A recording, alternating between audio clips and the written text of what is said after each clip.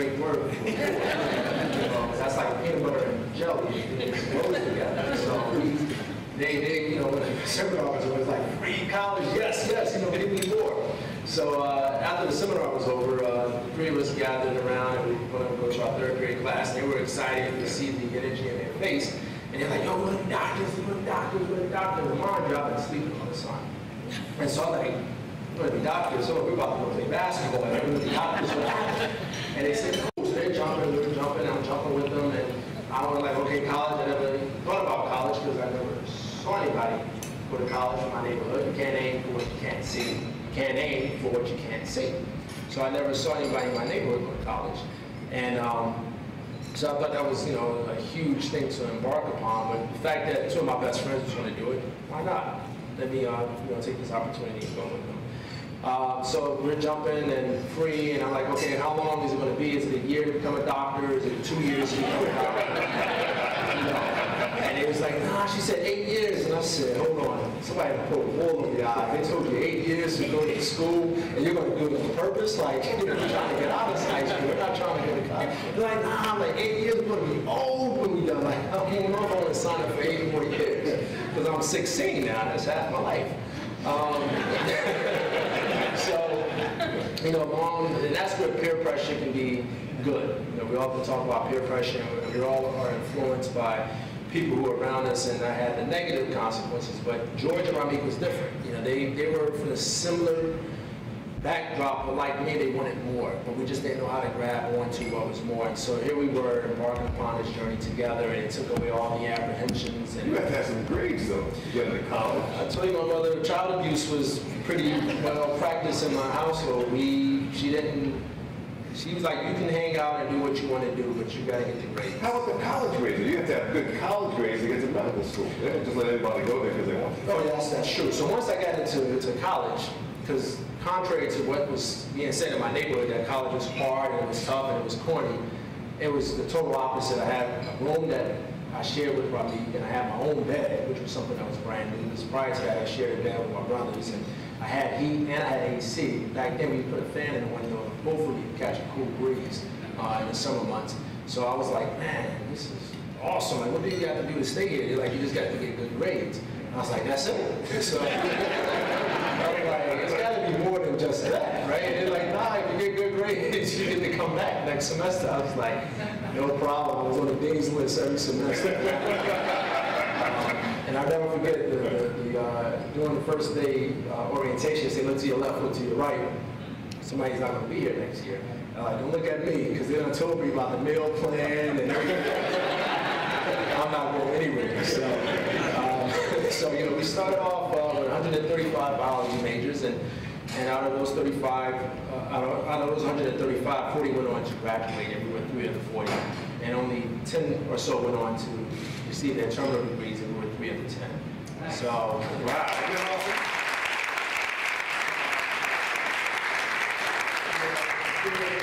There's no secret, there's any secret. It was just that what prevailed was the friendship. It was the fact that we stuck together, and what we lacked at home, and being the first ones in our family to go to college, and all the sort of not for sure how to handle ourselves, how to carry ourselves. Did you feel like you didn't want to let each other down? Absolutely. But it was one of those things that it just didn't have to be said. Like, it wasn't like we turned to each other and said, oh, you can't let me down. It was just like, it was like either we succeed or there's no other option. Either we succeed or we succeed. There was no other option. Because in our rearview mirror was Newark, and going back to Newark without our degrees would have been death. Yeah. It would have been death. Yeah. And at that point, it was like survival. It was like we had no choice. So we partied, we had a great time. By no, please don't get it wrong. Thursday, Friday, Saturday night was at every college party. But before I went to those college parties, between that golden hour, between the last class and the beginning of the party, it was me and the books.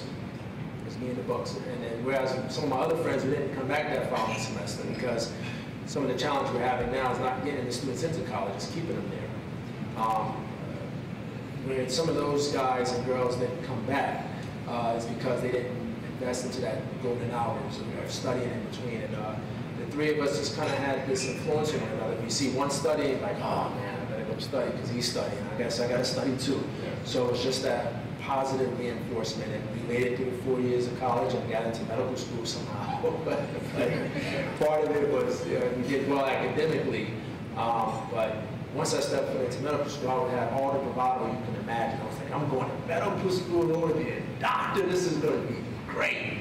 So I got there and I studied and I took my first test and boy, the greatness went out the window. I think I got like a 50 or something like that on that first test and I was crushed. I was so crushed that I went up to the professor and said, I have to see the test again because you graded something wrong, it must have been the sheet didn't go through the recorder and they must have marked some things wrong that was right. But sure enough, I earned that 50. And the second test, something similar happened, and that's when I really buckled down and I asked for help.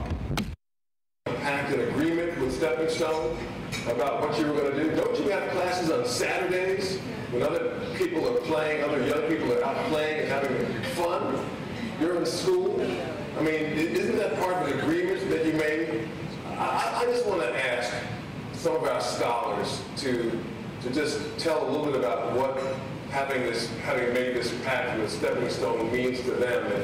And we're going to open it up and make this a community conversation because it's an important one. Dr. Sampson Davis has started it off beautifully by sharing his story, but we'd like to hear from some of our scholars who are sitting at these tables to tell us what, yes. Please, yes, please. We have a microphone for you.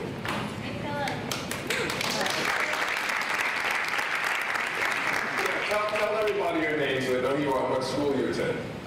Philip Gregory, and I go to the Haverford School, and I'm a freshman.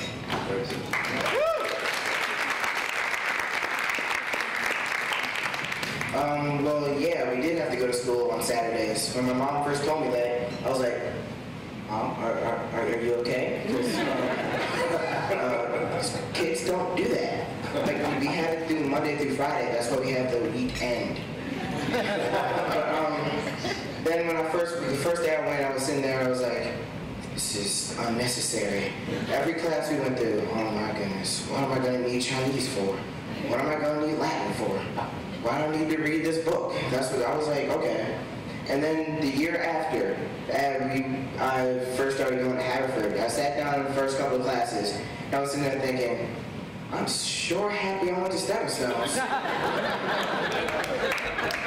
Like, they were talking about some, everyone knows this, and this in history class. I was like, I don't. But at first I was like, okay, how am I going to do this? And I was like, okay, I have to remember my study skills class that we had during the summertime, where I could have been out playing or doing something that probably wouldn't be important, playing video games with my little brother or something.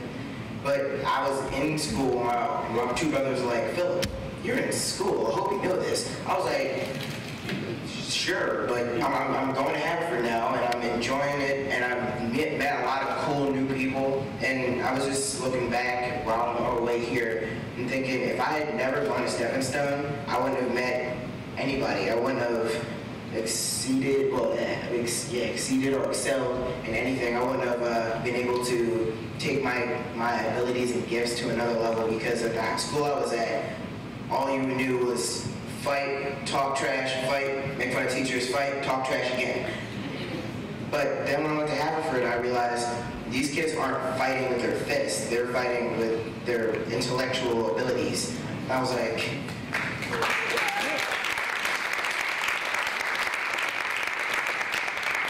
at first it didn't make much sense to me, because my dad, the first day he took me, he said, Philip, these kids are going to try to crush you.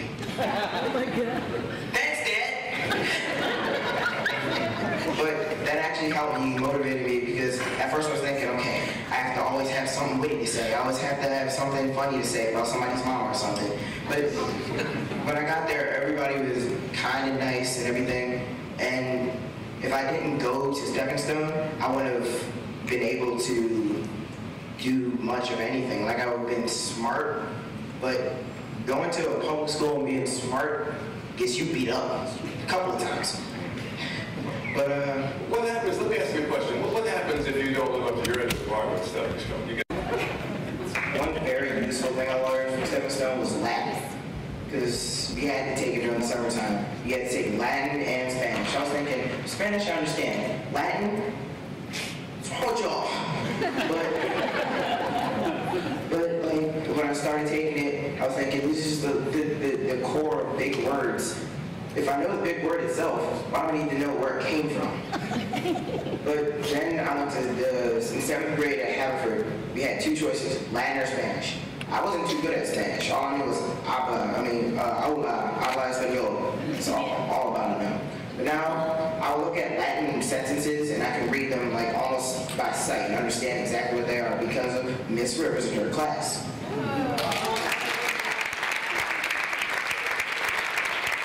And when my friends from Philly asked me, oh, so what language do you take? You're taking French or Japanese and all this stuff that you can talk to other people with? I said, I take Latin. They stop, they look at me like this.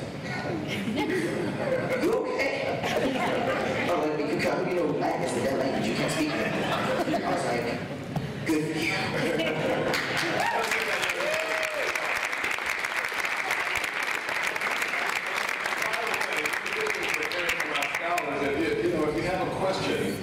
If you have a question, feel free to share it with us because we've got so many folks here who can answer your questions.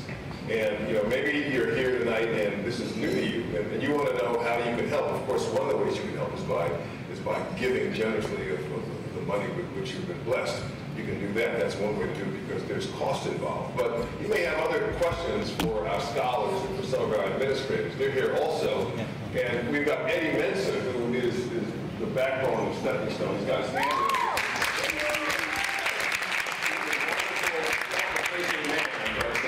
Let me tell you, all the Steppingstone staff stand because you all do an outstanding job.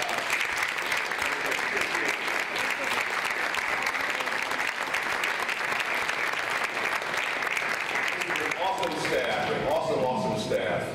And you can just see by the experiences that our young people, our scholars, what a great job they do in preparing our young people.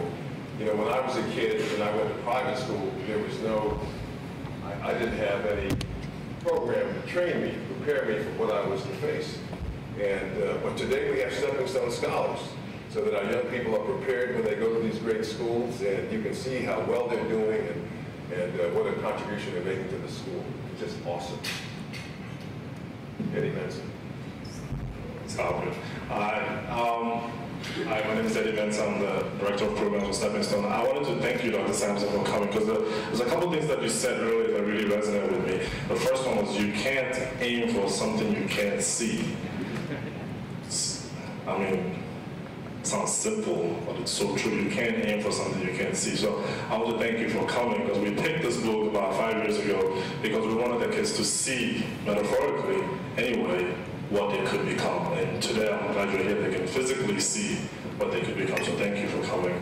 That question I had was, lots of our kids deal with this idea of having 2 identities, right? And so you have the identity that you have in school when you go to Seton Hall, in college, and then when you come home, there's another identity that you put on because as much as you're different, you also have to fit in. So how did you handle that dichotomy a little bit when you're home with the friends who you want to hang and be cool with them, right? So there's a way that you have to act in order to be cool with them. But once you get to school and switch back into that roles, can you talk about that a little bit?